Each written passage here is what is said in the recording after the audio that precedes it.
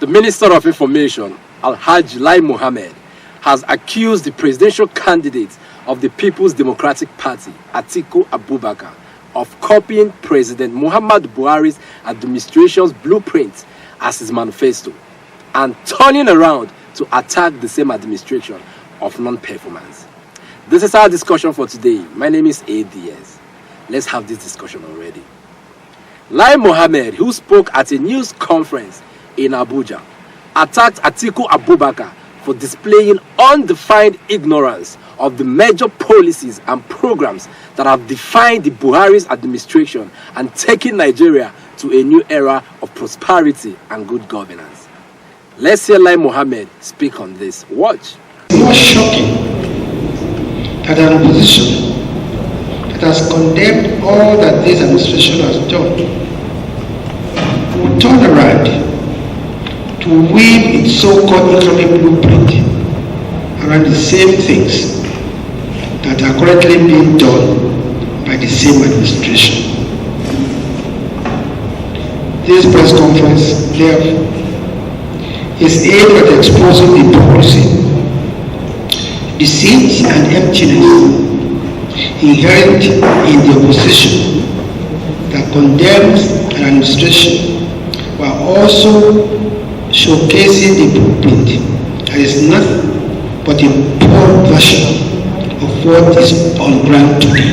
Even our worst critics will agree that our record on infrastructure development is next to none in the history of this country.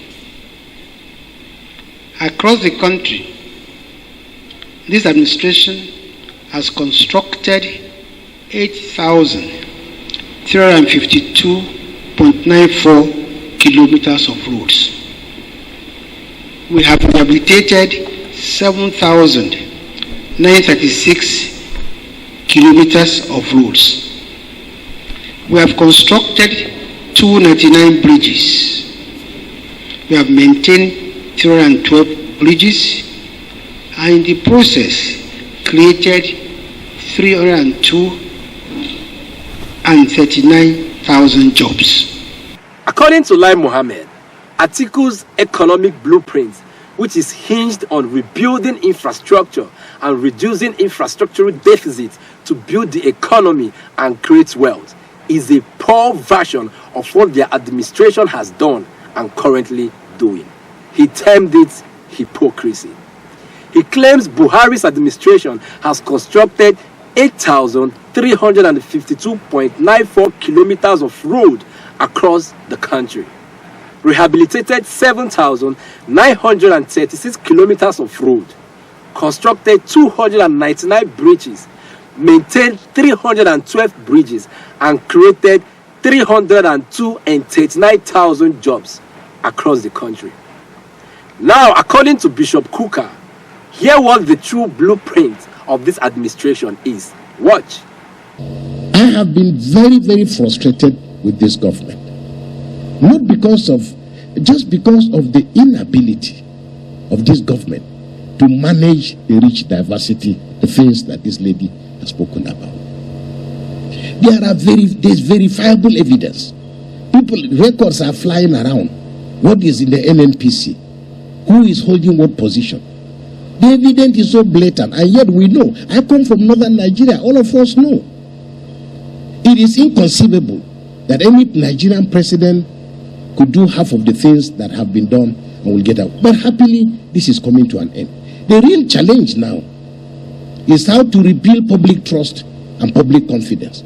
Because whether we like it or not, ethnically, ideologically, religiously, even within Islam or within Christianity, so much fracture has occurred. So yes, we will try and build a new nation. Yes, Nigerians desire a new nation. But it's going to be a very painful exercise. And that is why, ordinarily, frankly, were it not because of the things that this government has done, Nigeria will not be sitting here talking about Muslim ticket.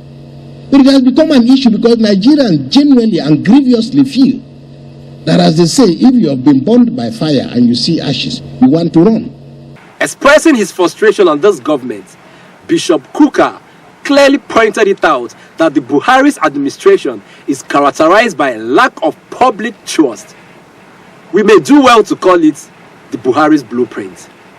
Also, in this same government, the leadership of the National Assembly, upon resumption from their 2-month annual leave, raised concern about the level of oil theft in this government. The Speaker of Federal House of Representatives, Honorable Femi Gbajabiamila, in his words, said, "Due to theft and various acts of economic sabotage, we are experiencing a massive decline in the volume of crude oil exports. Our crude oil export of 972,394 barrels per day for August is the lowest we have recorded in the last 2 decades.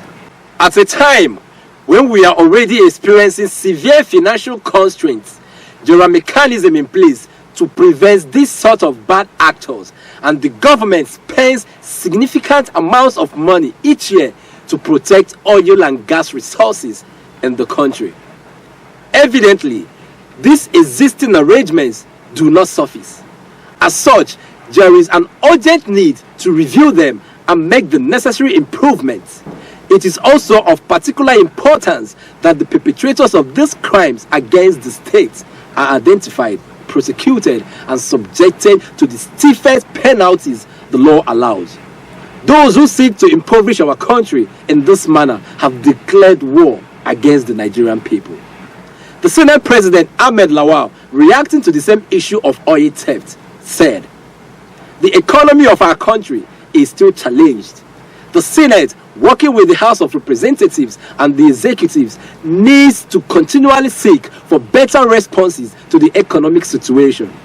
Generation and collection of revenues have remained major challenges. Also, the massive loss of revenue through oil theft is debilitating and threatening to throw the economy into a coma. Revelations about the scale of oil theft shows that until government takes decisive actions, Nigeria could soon lose any revenue from the oil sector."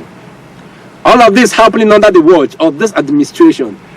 If this is what Atiku has copied from the ruling party already, then there's a big problem for the PDP. The campaign is few days from now.